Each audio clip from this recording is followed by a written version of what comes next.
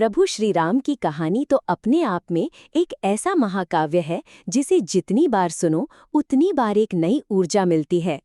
इसकी शुरुआत होती है सरयू नदी के किनारे बसी बेहद खूबसूरत और भव्य नगरी अयोध्या से, जहां राजा दशरथ और रानी कौसल्या के आंगन में श्री राम का जन्म हुआ। महल के विशाल आंगन में खेलते हुए छोटे राम, जिनके चेहरे पर एक बेहद कोमल और शांत दिव्य चमक थी। समय के साथ एक बहुत ही सहज बदलाव में वो एक नन्हे बालक से एक बेहद गुणी, अजेय और मर्यादा पुरुषोत्तम राजकुमार बन गए।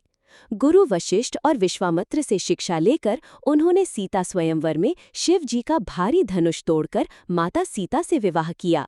उस समय अयोध्या की खुशियां, भव्यता और महल की सुनहरी सजावट देखने लायक थी। लेकिन कहानी में असली मोड़ तब आता है जब रानी कैकई के एक वचन के कारण राजा दशरथ को भारी मन से श्री राम को 14 वर्ष के वनवास पर भेजना पड़ता है। राम जी ने बिना एक भी सवाल किए अपने पिता के वचन की लाज रखने के लिए राजपाट छोड़ दिया और माता सीता और अपने वफादार भाई लक्ष्मण के साथ जंगलों की ओर निकल पड़े। पंचवटी के घने जंगलों का वो समय भी उनके जीवन का एक खूबसूरत हिस्सा था, जहां पेड़ों से छनकर आती रोशनी के बीच वे एक साधारण जीवन जी रहे थे।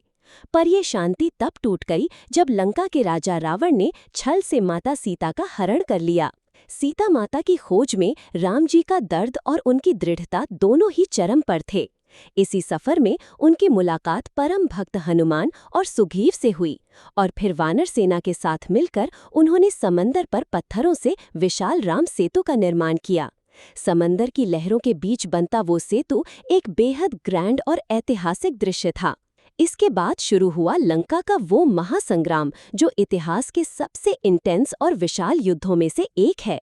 राम जी की सेना और रावण की राक्षसी सेना के बीच का वो संघर्ष एकदम रोंगटे खड़े कर देने वाला था।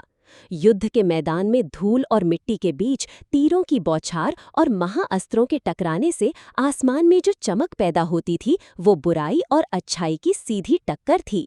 रावण एक बेहद शक्तिशाली और मायावी योद्धा था, लेकिन राम जी का शांत स्वभाव, उनका फोकस और उनका अचूक बाण ही उनकी असली ताकत थी। अंततः राम जी ने रावण के अहंकार का नाश करते हुए उसका वध किया। युद्ध जीतने के बाद जब श्री राम माता सीता और लक्ष्मण के साथ पुष्पक विमान से अयोध्या लौटे तो पूरी नगरी ने लाखों दिए जलाकर उनका स्वागत किया। उनका राज्याभिषेक एक ऐसा भव्य दृश्य था जहां पूरी अयोध्या खुशी से झूम उठी थी और वहीं से एक आदर्श राम राज्य की शुरुआत हुई।